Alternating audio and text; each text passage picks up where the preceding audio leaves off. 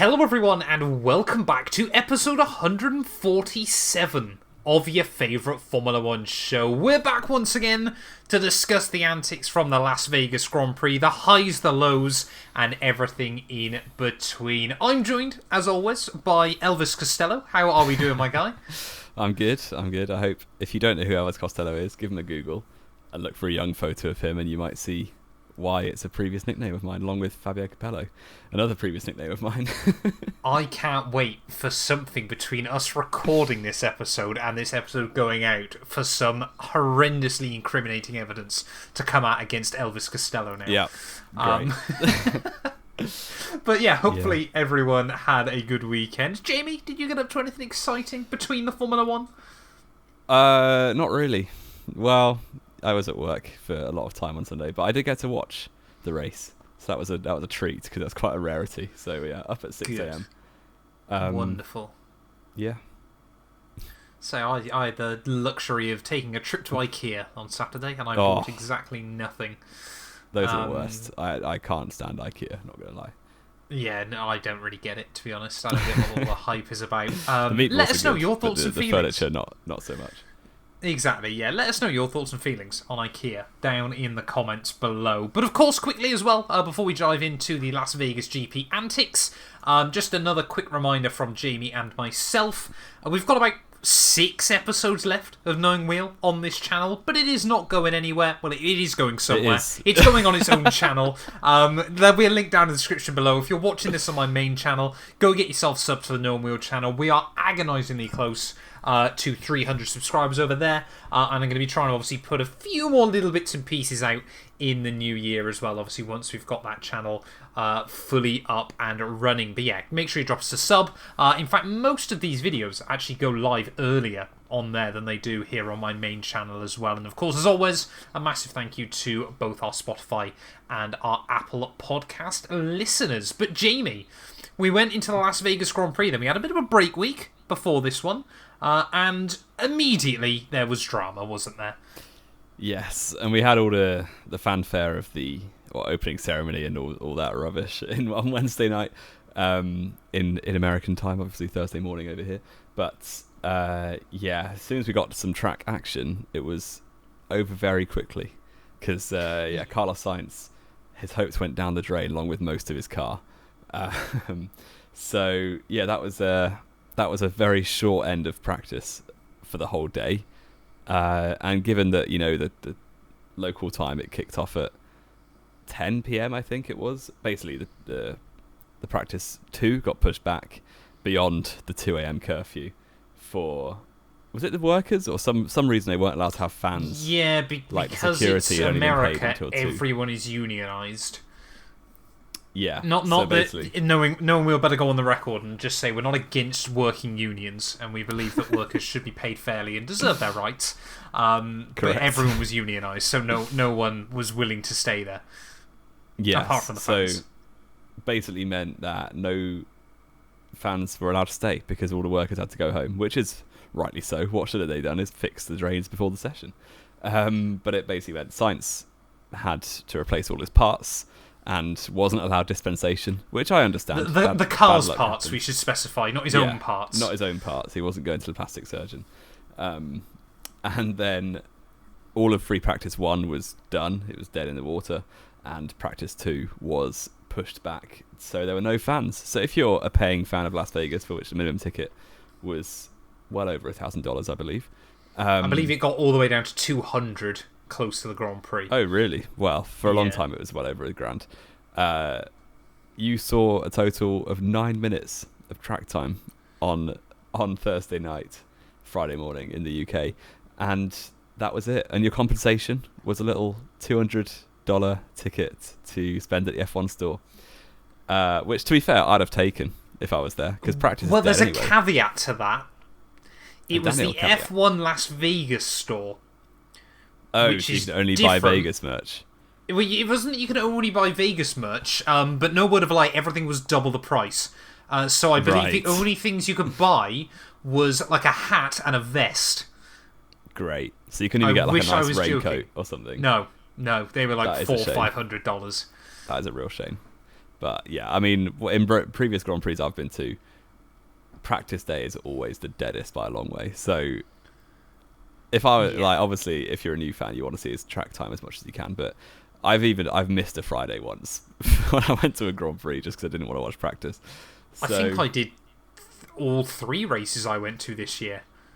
Wow, that's nice for some. I've not even been to a race. No, I didn't at Belgium. I didn't at Belgium because it was sprint quali that night. Yeah.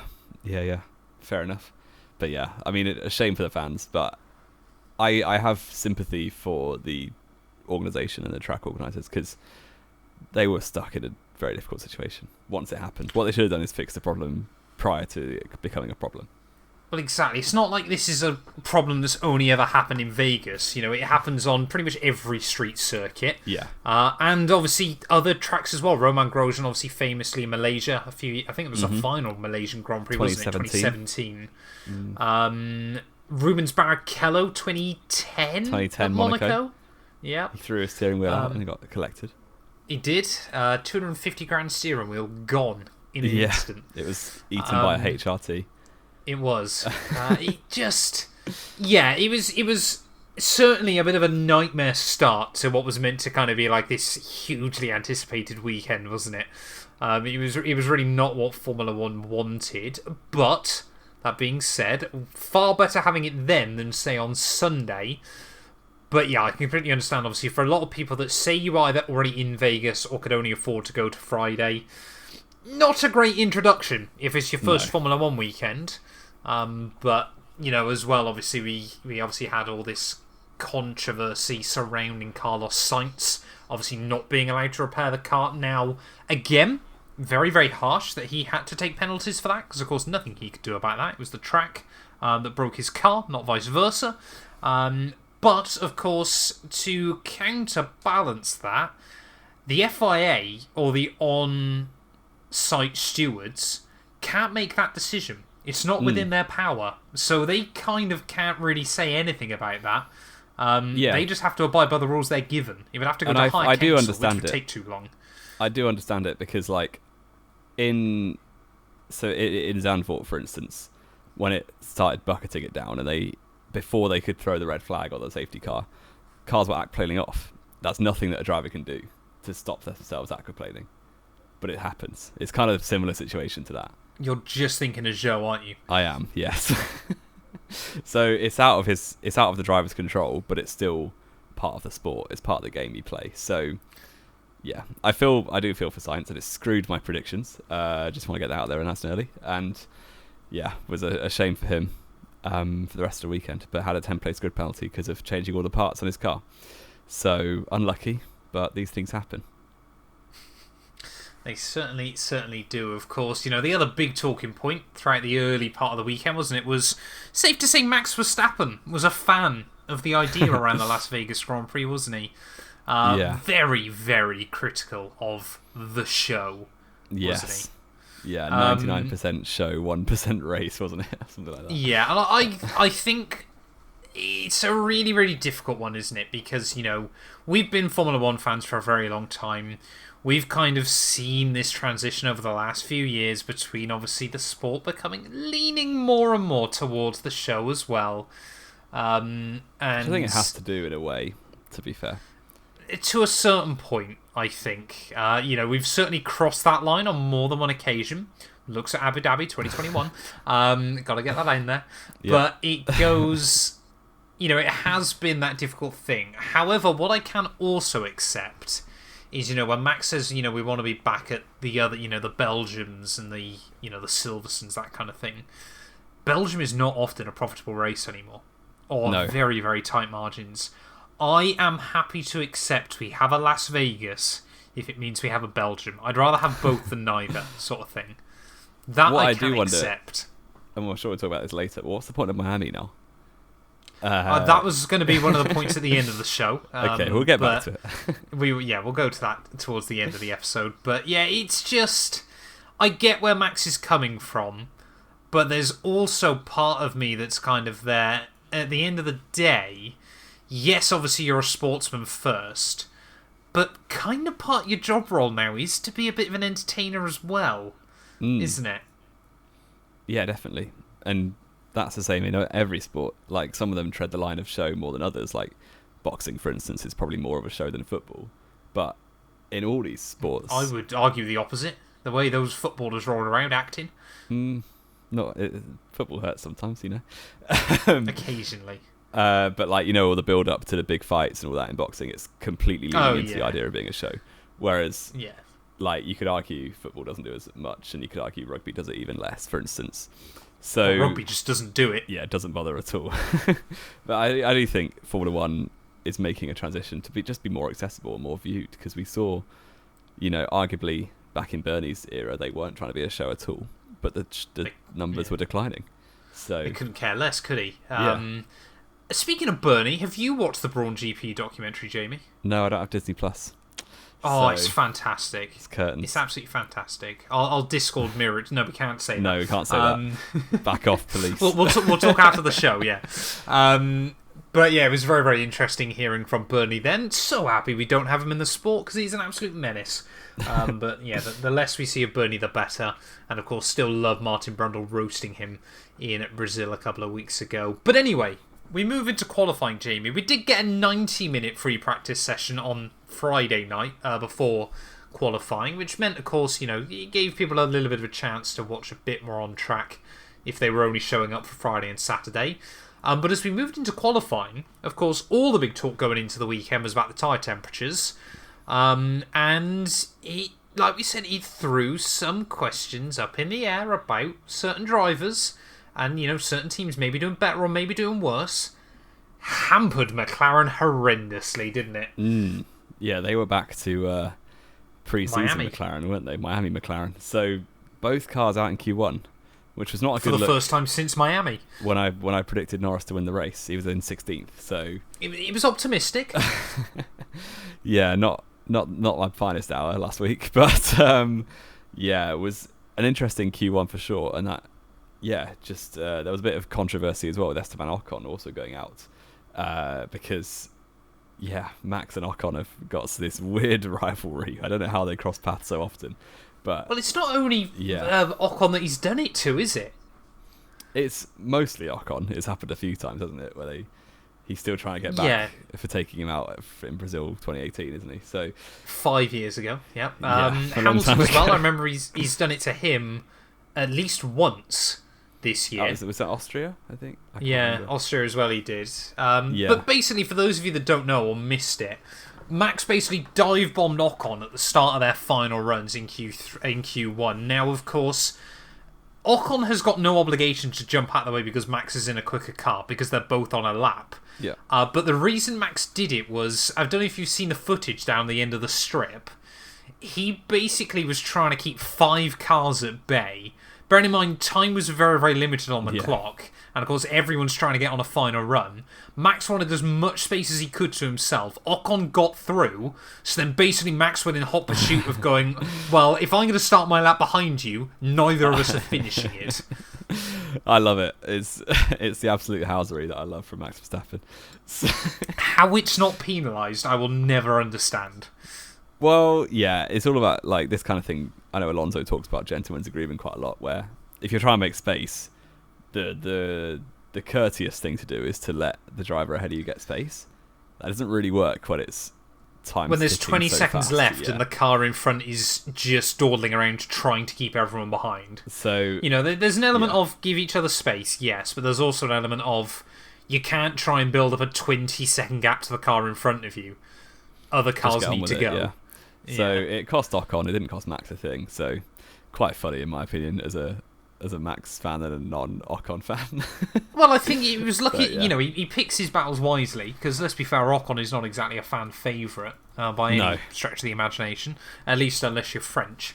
But again, you mentioned obviously about that gentleman's agreement. I think if you're going to rank the drivers, Max is not exactly someone you put high on the list of gentlemen in Formula One, would you, either? Very much I was probably bottom interested 3, in just bottom himself. Yeah. Well, did you see in Brazil as well? They did an interview with Christian Horner, talking about obviously how it's a team sport, and obviously Checo still. Obviously, this was pre-Brazilian Grand Prix, and I think it was David Coulthard asked him. He was like, between 0 and 100, obviously Max has got the championship wrapped up. You got the constructors wrapped up. He can now help Checo out. Yeah. He said if he can now help Checo out on a scale of 0 to 100, how much is he likely to help Checo out? As in helping Christian out. Horner went, the actual question was give him a win. Give him a win, yeah, or just assist him, wasn't it? Was the nature, and he said 1, somewhere which between kind of 0 tells and you 1. everything you need to know. Yeah. I mean, I get that. That's know. good from a driver. Like what? Giving away a win is insane. Giving away a win, yeah, is slightly different. I accept that, but helping your teammate out. Potentially. Yeah, and Max, he tried to help him out in this race, but we'll get onto it. Q2, speaking of Sergio Perez, was not a good time for him in second quali, or Lewis Hamilton, the two protagonists for this big monumental P2 battle, which has kind of fizzled out over the last few weeks. Dead, yeah, because of Brazil. Yeah.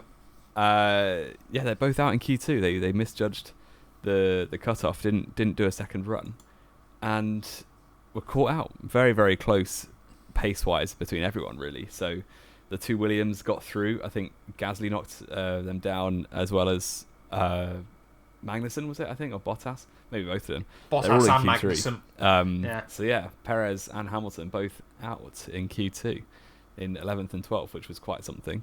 And the rest of the drivers fairly expected, to be honest. But it's Logan Sargent back in his home country, similar to Kota, and he puts in a solid performance in Q3. So fair play. Yeah, it was a really good start to the weekend from Logan Sargent. I was very impressed. And yeah, obviously, it was kind of one of those things, isn't it? Where obviously the whole field now is so tightly bunched. And you go, oh, well, there's like 2 seconds covering pole to the back of the grid. That's nothing by Formula 1 standards. It kind of means, obviously, when you get these tracks that have got these extremities, like, I don't know, a huge 2 miles straight or however long it was, it does mean that those gaps between, say, a front-running car and a car that has, say, next to no downforce, like a Williams, it does mean you have to think a bit more about those other cars. And I think it was both Checo and Lewis were 4 tenths under the predicted cut-off point. But of course, yeah, they just didn't think those other cars would be as quick as they were. Yeah, it cost them. Both out in Q2. So, into Q3, which was the only session I watched live. So I feel more qualified to talk about this one. First runs, and it's a Ferrari 1-2. Was it 1-2 or 1-3? 1-2. Certainly, yeah. Ferrari are back. Very, very fast. And Leclerc had 4 tenths on the rest of the field after one run, which is insanity. So, yeah, that was looking good for him. And second runs, and when it comes across the first sector line, Max Verstappen is 2 tenths down on himself on his first runs. So it looks like that's that, with obviously Sainz's penalty and Verstappen being the only real driver with a chance of getting close to Leclerc's first lap. It was it. It was a little bit anticlimactic in my opinion, but Leclerc secured the pole position, went a little bit faster on his second run. Sainz actually got very close to beating him, but obviously was a null point anyway. And yeah, George Russell completing the top 4, which would become third with the penalty. So it was an interesting Q3. Also, a lot of the midfield drivers having a turn in 5th place, with Gasly, Albon and Sargent all like in reverse order going 5th briefly, with Bottas, Magnussen, and Fernando Alonso just didn't really seem to fancy it in messed Q3. Up both his runs, didn't he, unfortunately for him. But yeah, I think Russell there obviously only 8 thousandths away from Verstappen at the end of his Q3 run, so that could have been really ideal for Ferrari early on had Russell been able to get between Max and their car, because of course we all know what George Russell and Max Verstappen could be like wheel to wheel, as we would find out yet again. But yeah, obviously with Sainz's penalty, it kind of almost might have been a bit of a blessing for Ferrari, because it meant they didn't have to try and navigate both cars at the start, but of course it also meant they really had no rear gunner to Verstappen, didn't it? And of course, as we get into Grand Prix Saturday, it all kicks off at turn 1, doesn't it? It does, and there's absolutely no grip for anyone, because obviously the track's freezing cold. But Verstappen doesn't care. He's going to send it anyway, and regardless of where the white lines are and the corner goes, he's going to get his nose ahead and then drive off the track. Which he didn't manage to do here. No, he did. He was ahead. He never was ahead. He never got ahead. I have looked at it many times over. He's not ahead until they're both off the track. because I think Charles there was very, very clever with it. And I think Charles came off the brake because he knew he was being forced wide, so he knew that he'd still be the car in front, and therefore the car behind pushed him off. I disagree. I'm getting the highlights up. Carry on. Okay. So Verstappen, of course, does a Max Verstappen. But this time round, rather staggeringly, actually gets a 5-second penalty for it, which I don't think any of us saw coming, because, of course, it's basically what he's been doing since 2021 and getting away from it. But Alonso, as well, very, very unlike Alonso, I kind of got the vibe that he was like, right, Sargent's in front of me, I don't want him to be in front of me for very long, so he went across the track to get to the inside for turn 1, broke probably where you would on the outside, which was too late, and on a track with no grip, and basically just completely locked the rears into turn 1, and that meant Bottas, who'd been having fantastic pace all weekend, would get absolutely screwed over. Sainz then would also hit Lewis, and then I think Perez would run into the back of Bottas, wouldn't he? Who, of course, was nose to nose with Fernando. So Perez would need a new nose as well, which, of course, would create a lot of drama at the start. And then on lap 3, Lando Norris, a massive crash down at the end of Sector 2. Yeah, really, really high speed, quite nasty, with hitting the concrete wall first and then hit Tech Pro later. So it was a shame for Norris. He had an alright start. I think he was running 12th or 11th or something. He basically avoided the carnage, didn't he? Yeah, so could have got onto something. Obviously, Piastri showed decent pace the rest of the race.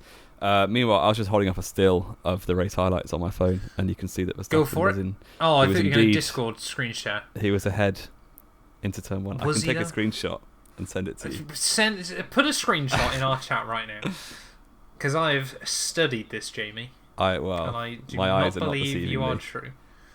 Let's have a look. Is Leclerc already off the road, ladies and gentlemen? There you go. Jamie183. They're both on the track, and Verstappen, in my opinion, is ahead. He's not ahead. He is. You can quite clearly see that Ferrari's ahead still. What are you smoking? He's ahead. There you go. He's not ahead there, Jamie. He just isn't, quite clearly. Well, in that moment. Yeah, okay. Well, did you think he deserved a 5-second penalty for it? Oh, yeah, I did. For sure. Well, there you go. It's irrelevant anyway. Yeah. Nice to see him finally get penalised for it, to be honest. Only 2 years late. Well, exactly, yeah. It's like I saw someone on Twitter did this. He went, Max finally got a 5-second penalty for that. Meanwhile, F1 literally have a compilation on YouTube of him doing the same thing to Lewis all season, and he never got a penalty once for it. I'm amazed still that he never got a pen in Brazil in 2021. That was ridiculous. Well, they wanted to keep the title fight alive, didn't they? No, he did, but it just didn't affect him any positions, I believe. Oh, yeah, in Brazil. in the end he did, didn't he? Yeah, Jeddah as well. He did in the end, but that was because we spoke about this so many times. No, not then.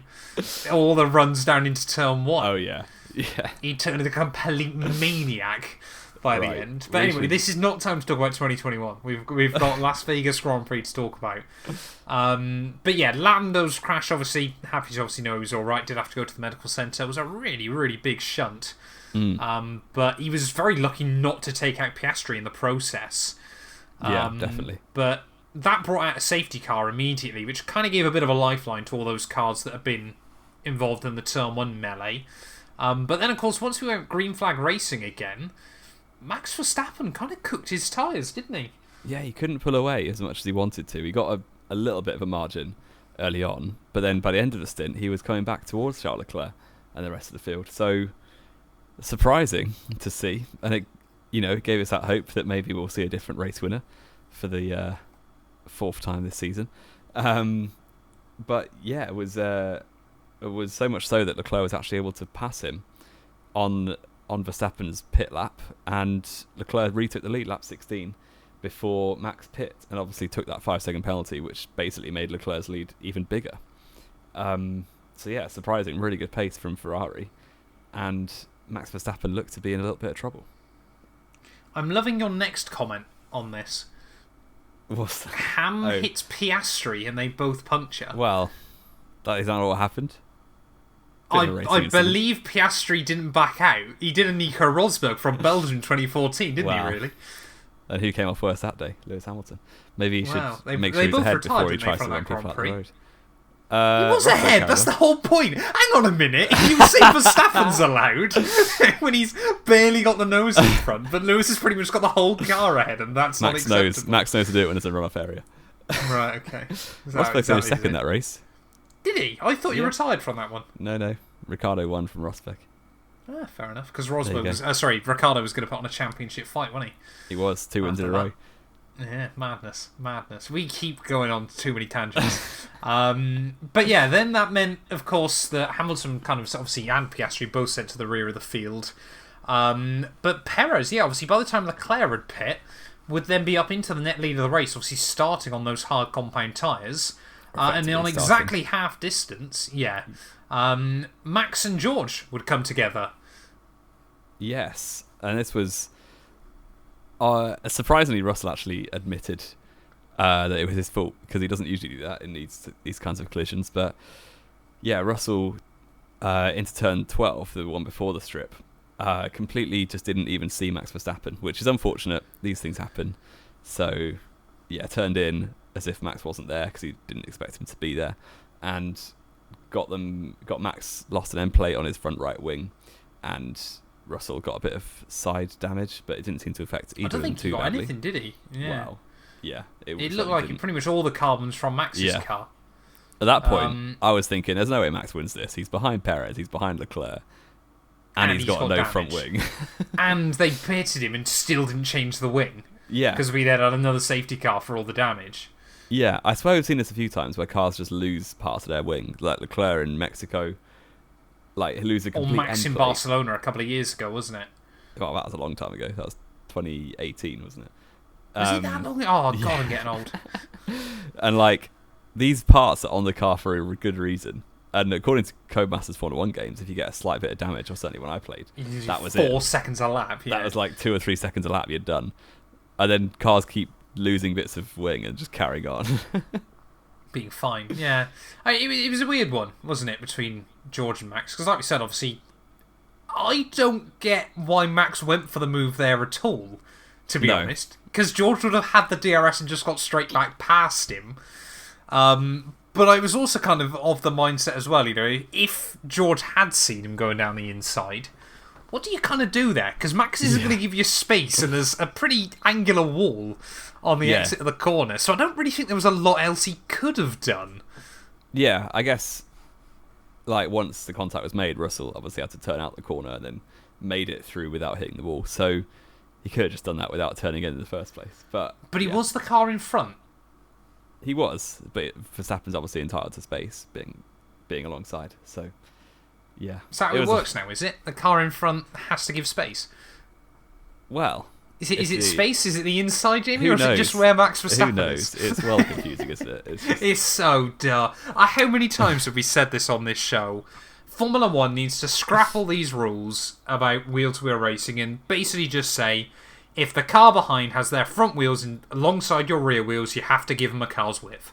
Yeah, perfect. It would fix the sport, and we'd have much better wheel-to-wheel racing, because at the moment we've got these fantastic new cars that stay close together, and they still can't race for very long. No one can drive them, apart from Alonso and Hamilton. That's it. Yeah. Mad.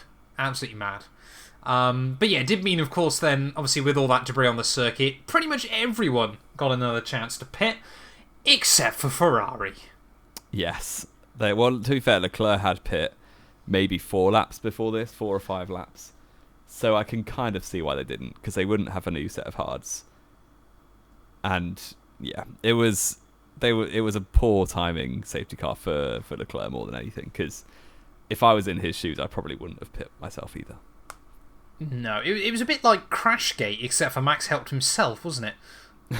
Yeah, self-Crashgate, there you go. Because it kind of looked like, again, obviously, after the race they were sort of saying, the hard tyres seem to wear better on the Red Bull.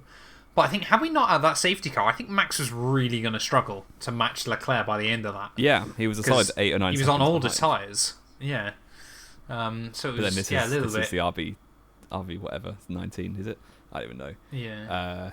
And, they could have just actually tried for a few laps and he'd have been right with him probably. Potentially. I think it would have been interesting, put it that way. Definitely. But that meant, of course, that by the time the restart happened, Perez basically took the lead instantly from Leclerc, didn't he? After being very, very lucky with the safety car timing, because, of course, he was one of about 4 cars, that hadn't pit. The other one, of course, being Lance Stroll. Perez had pit straight away on the first safety car, so he could have theoretically gone to the end, but no way, probably the hards have made it. So it was very, very fortunate timing for Perez and anyone who started on softs and pit with the first safety car. The best strategy in hindsight was to pit with the first safety car and then pit in the second one as well. To start on mediums and then go hard, or softs and go hard. Or start on softs. Yeah, exactly. Very, very odd moment, wasn't it? Yeah. I mean, then we kind of had a lot of battles, of course, going up and down the field. It was one of those weird ones, again, about how many times have we said this year? There were a lot of battles going on, but of course, especially on a track with a 2-mile straight, you just wait to overtake him there, don't you? I actually think that's a little bit unfair on this race. There was more overtakes in different places than that.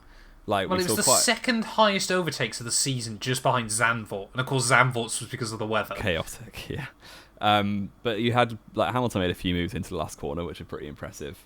You had moves into turn 5 or turn 4, after the short first straight. You had moves into obviously the big DRS zone, and then a few attempted moves into turn 12. So there was a bit going on, and I think it was interesting that you had the likes of Albon, Gasly, Stroll, Ocon all quite high in the 4th to 8th region, and then you had Hamilton, Russell, Sainz, Alonso all kind of making their way up, which was really actually made quite an interesting race because it was always something to watch. That's the good thing about it. Yeah, and of course, it's also hard to say it was a bad race when we had a nice little 3-way scrap for the lead, didn't we?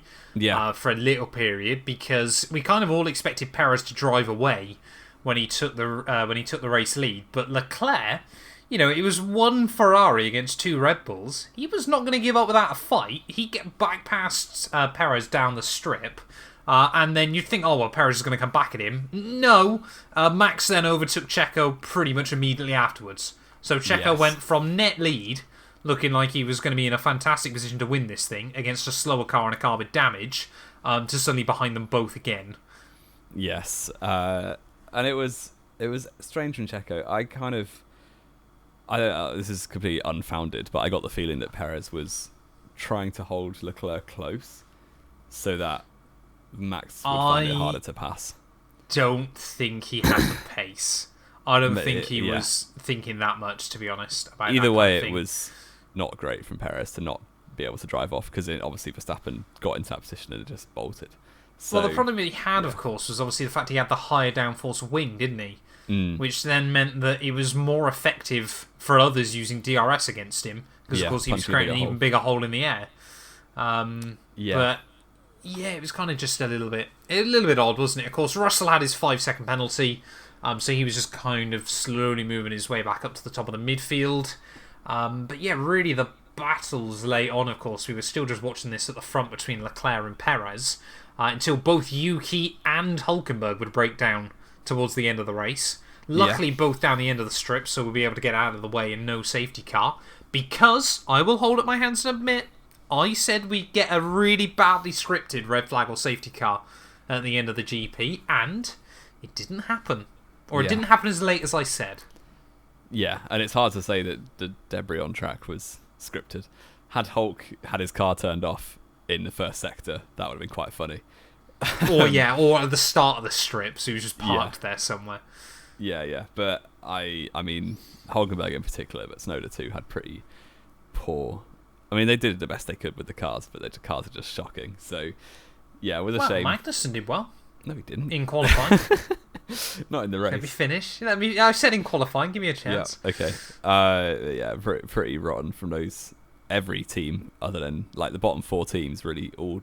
Williams had a glimmer of hope, but the other 3 really didn't have a chance of points at all, really. But they had hope throughout quite a lot of the race, because I genuinely wanted to say before the race that one Williams wouldn't make it to the end of lap 1, and it wasn't that I put my money on Logan Sargent, but if one of them wasn't going to make it to the end of lap 1, I would guess Logan Sargent. They were 5th and 6th still at the end of lap 1. They were doing great. Well, exactly. But then they kind of just fell away. It was really disappointing. I think they grained their tyres quite badly. I think there are a lot of teams that kind of set up the cars for quali. Same as Gasly, he was running 4th and 3rd after the safety car restart and ended up 11th with quite bad graining and battery issues. It was pure French, wasn't it? The way this weekend worked out. Gasly does a magnificent job on Friday night. Best of the midfield. And somehow then it's Ocon that finishes best of the midfield despite qualifying 17th. Yeah. He's the favourite child in that team. So. Well, Gasly's still beating him though, isn't he? Just. Yeah, he is. Yeah. Yeah, 4 points. There's definitely some battles going into the final race of the season, which we will talk about in our Abu Dhabi pre-show. But then, of course, it meant that with 1 lap to go, Max, the team, come over the radio telling him, get Checo back within a couple of seconds. We need him to get the slipstream. Which he did. He did. Would have probably been far more useful had he let Checo have the DRS, because Leclerc, strip, final lap, he took P2 off him. Fantastic move by Leclerc. Yeah. But surely Checo should have defended more. Yeah, if he just covered the inside, that would be it. There's no way Leclerc can go on the outside there. Or he switches you back on the exit is the only thing. Yeah. But we saw it in Brazil a couple of weeks ago. Perez against the elite doesn't ever really come off on the good side in real world racing. Was it Fisichella in Magny Core all those years ago? I'm thinking, lost. Suzuka 05 when he was. No, defending. I was thinking of Magny Core where he wasn't looking and got jumped in the final 2 corners. Oh, I don't remember that. Or was that Trilly? It wouldn't have been Magny Core because that last corner has like a 20-metre braking zone. No, but the final 2 corners. I don't know. I can't remember who it was. I think it might have been... Who raced for them first? Was it Trulli before for who? Fisichella? Which team? Renault, sorry. Trulli was there 04, and then Fizzy replaced him in 05, yeah. When did Fizzy go? 08. So it's 05 to 07. Oh, it must have been Jarno Trulli then. Yeah. Don't be disrespecting Fizzy like that. Well, he was pretty bad, wasn't he? You're losing 2 seconds a lap. Wow. To Fernando. I was actually going to slander Fisichella for Japan 05 when last lap he just overly defended thin air into the Castillo Triangle against Raikkonen. And that set him up to be overtaken. So but back in the day when it was very hard to pass. Yeah. Yeah. Checo's been done twice in the last 2 Grand Prix on the final lap. Is not great. But yeah, it meant obviously Verstappen took the win despite the wing damage. Leclerc took P2 despite a really badly timed safety car for him. Checo, Ocon somehow in 4th. Stroll as well has scored more points in the last 2 Grand Prix, or has scored like 1/3 of his points all season in the last 2 Grand Prix. Brazil, the car was pretty quick. People have been hyping up this weekend. I don't really see. He just got lucky, didn't he? Really, he got very lucky. He did well.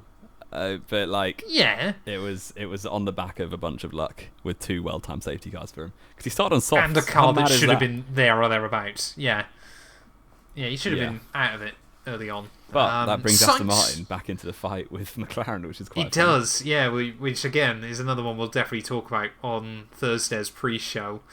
Sainz, Hamilton, Russell, Alonso, and Piastri rounded out a top 10, which when you look at it on paper just means the top 6 teams scored and the back markers didn't.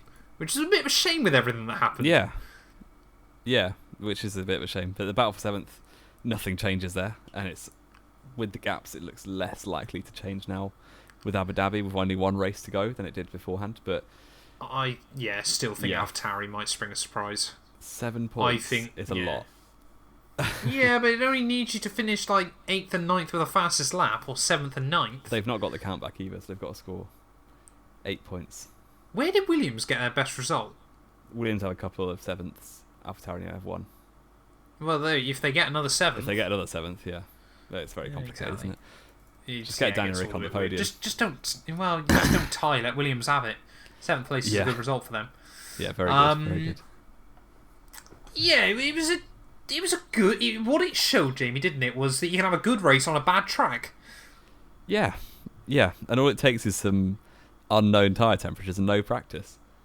And a very low grip circuit. I think those 3 things F1 will probably see and be like, we should try and create this a bit more, really. Because I do think a low grip circuit, whether it's because of temperature or because of dust or because of anything really, like it's because that's how a desert works at night. Yeah, it is because that makes a better race, and we see that. That's kind of why wet race is so good, because you get punished for small errors. Yeah. So, yeah, we should just go back to Anderstorp. I'm trying to remember that track off the top of my head. Swedish Grand Prix. Right, okay. It was the one was it the Tyrrell six-wheeler one? I know more wheel than you do.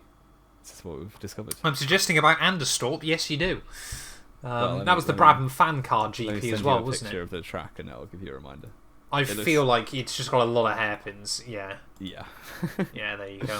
Yeah, that's a lot of hairpins and a lot of 90-degree corners. That looks appalling. Yeah, 1973 to 1978 Swedish Grand Prix. There you go. See, let's run it back. Jamie, hello. We said it earlier on. What happens to the Miami Grand Prix now? Yeah, Miami. It's pointless. Get rid of it. Well, we said that since the start, really, but yeah. Because the thing is, COTA gives American fans a real racetrack, a real taste of what Formula 1 should be, and Vegas gives everything that Liberty Media want for an American gives racetrack. Formula 1 fans a real taste of what America is. Exactly. So now Miami just kind of awkwardly sits as a middle child. Just get rid of it. That's my solution. And you can't even name it. You can't even call it like the Caribbean Grand Prix, can you, or something like that? To at least kind of justify it in its own way. We've got it until 2031. So, because it's not even given a particularly good race yet. Either that or just both races have been awful. Put it at night or something. Just put it at night on a Tuesday in January. Yeah, just what we need. Is it even that cold in Florida in January? I doubt it. It'll be cold enough that it means I won't care to watch it if it is. Yeah, it's such a bad track, isn't it? Bring just the sprinklers fix it. out. Make it better. Make it out of cardboard like the water. Yeah, exactly. Yeah, Vegas. It could have been a lot worse. It could have been a lot better. I think it'll deliver some on the calendar. disasters. Well, yeah, it was always going to be though, because of course it was Formula 1 funded, so it's going to be around forever. And Will Buxton loved it because he's paid off to. Because I love this. People have been going on about, I reckon he's got like some stake in this. Yes, of course, it's his job. That's the stake he's got. He literally represents Formula 1. The team the company that pay him literally paid for this Grand Prix. I don't get stupid. It was like the amount of people that were like, I'm so happy that Lando got away. You could see him shaking in the car. Yes, well done. That's adrenaline. Yeah. That's what happens when a Formula 1 driver crashes into a wall. And they're going, the team should have listened. He said he was worried about crashing for the last couple of Grand Prix. He's a Formula 1 driver. That's his job. I feel like Roy Keane. In the full Roy Keane. That's his job. Yeah, that's his job. What do we give the race, Jamie, as a rating? Out of 10. I enjoyed it. It was up there this season. Obviously, it's quite a low bar to be up there this season. But I would give it a solid 7. Yeah, I think a 7 is fair at the end of the day. Yeah, it was good. It was okay. It was okay. Would you like your quiz, or would you like to do driver of the day? Let's do the quiz. This is going to be a mess. You spent about a minute preparing this, so... I had this quiz thought out beforehand. I just like to lull you into a false sense of security. Jamie183, you are going to love this quiz. Am I? You are going to have 1 minute on the clock. 2, very simply, there have now been... Where's my clock gone? I don't know. Do I not have a clock on? Oh, there it is. I can't spell. Esteban clock on. That might be the worst thing you've ever said on this show. There have now been 3 Formula 1 Grand Prix in the Las Vegas city. No driver has finished on the podium more than once in Vegas. Oh, there have been 9 podium finishes. I'm not going to get 6 of them. You might. Your time starts now. I'm just going to get the 3. Right, Verstappen, Leclerc, Perez. Yep, that's 3. You got 6 Alboreto. more to go. Yes, Bosch, that's 4. have that. It was 82 and 81, am I right? Yep. Keke Rosberg. No. Nelson Piquet. No. Alain Prost. Yep. Derek Warwick. No. Got 34 seconds. Martin Brundle. No, he wasn't. No. He wasn't racing, was he? Nicky Lauda. No. Didier Pironi. No. 20 seconds. Throwing out drivers from the 80s. Clay Regazzoni. No. 70s, I think. This is awful. Who else was around then? Riccardo Patrese. No. Will I have 4 heard seconds. of them? 3, What 2, is this? 1, and your time. Olivier Panis. No, Olivier Panis. I'm going to give you some hints. Right, Okay. if I say "G'day, mate," John Watson. that's not the one I was going with that hint. But Okay. I don't know how "G'day, mate" is giving you John Watson. He's Australian, isn't he? John Watson. John Watson's British. Is he? Yeah, I believe so. Oh, I've got American psychologist. F1. He is British. I thought. Yep. Why do I think he was? Alan Jones. He's the Yes, there Australian one. you go. That's the one you would have got. There was an American that got a podium in Vegas. Really? Oh, Andretti. Nope. Dan Gurley. No, he was well back, wasn't he? He was a while back. American F1 drivers. I don't know. Probably won't get them. Eddie Cheever. You would have heard of him. I have You heard didn't of get him. Yeah, wouldn't have come And to my the mind. last one, who I have heard of, but to be fair, I would never have guessed, Bruno Giacomelli. Never. as well. Never heard of him in my life. Well, 5 out of 9 there, Jamie, is pretty poor by this season's standards. I think I Not got as 4. poor, though. Wait, did I get? No, I got 5. You got 5, Okay. yeah. Not as poor, though, as your predictions this week. It might genuinely be the first time ever in this podcast I think I'm leading after this weekend. What are the scores on the doors as we went into Vegas, Jamie? I was 2 points clear, 73 to 71. And Jamie... Las Vegas predicted- conspired against me to screw over the drivers that I predicted. It really did. It was fantastic. I loved it. So, Jamie, who did you predict for pole? Max Verstappen. A Didn't pretty happen. safe bet. Didn't happen. Well, he was wrong. Half a second away. nearly. Race win, even better. Lando Norris. Who did you predict to win? Lando, where did he finish again? Oh, sorry, he was out by lap 3. In the barrier, in the hospital. So In Barrier, yeah. Shocking. So no points so far. Who else was on your podium? Max Verstappen, that's one. We take Did that. get a point there, yep. And Carlos Sainz was third, who would have been third had the drain been Probably. fixed properly. Probably. I will give you that, but I won't give you the points. So, Jamie, No. you are now on 74 points. 1 point out of 8. Probably, I think my worst showing. You have a 3-point lead before my scores are added on. Pole position, Charles Leclerc. I got You him on are there. I lucky. believed, and I was having that even if Sainz had beaten him with the penalties. Lucky as. 2 points on the board. Of course, because Charles Leclerc got pole, I had to predict a Verstappen win. 4 points on the board. I did also predict Lando on the podium, so I will admit with you there, I got that one wrong. But I said Perez P3. 2 more points. I've done a Jamie. You I've were 3 absolutely- corners away from being wrong with that, by the way. I was, well, not wrong. I would have only got a point for it. Yeah, yeah. But that means 6 points to me with 1 race to go. Genuinely, when we say this, we think this might be... Because we've been doing this since the very first... the first season of the podcast, haven't we? Yeah. I don't think I've ever led. I don't think you have But either. with 1 race to go of this season, I've now got a 3-point lead. You've done a Sebastian Vettel. I am doing a Vettel from 2010, and I'm all for it. And it does mean that absolutely, when we go into Abu Dhabi, you I will get be to go able to predict first, and I will be picking the same 3 as you. Oh, 'Cause you I snake. want this. Alright, I'm I going to want let you this go. so I'm going to let badly. you go first. Okay, that's fine. I'll take that. Well, because if you predict the same as me, I'm screwed anyway, so I need to go different. But it basically means, yeah, you have to predict stupid answers for Abu 'Cause Dhabi. if I- Which, to be yeah. fair, you've said Lando for the last 3 episodes. So. I think I have. It's on about 4 wins in my mind.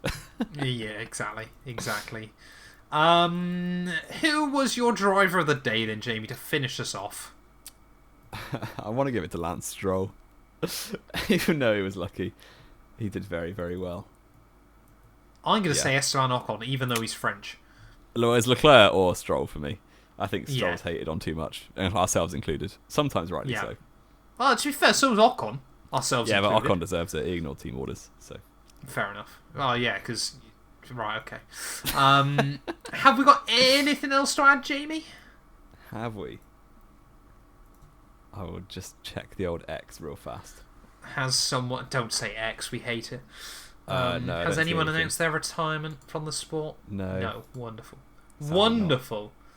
Well, we will be back then with the final episode of the season, ready from the...